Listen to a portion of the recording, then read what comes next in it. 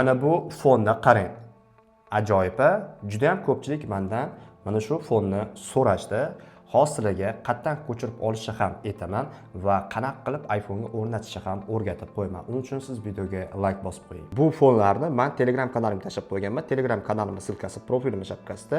Telegram kanalimga o'tasiz va ikkala fonni ham Telegram kanalimga tashlab qo'yganman. Mana ustiga bosasiz va ikkalasini birdaniga saqlanib qilib olasiz. Keyin fotoga kirasiz, ikkala fonni belgilab olasiz. Belgilab olganingizdan keyin padlitsani bosasiz va bu yerda fonga qo'yish knopkasi bor. Mana bosasiz va ikkalasini fonga qo'ysangiz bo'ladi.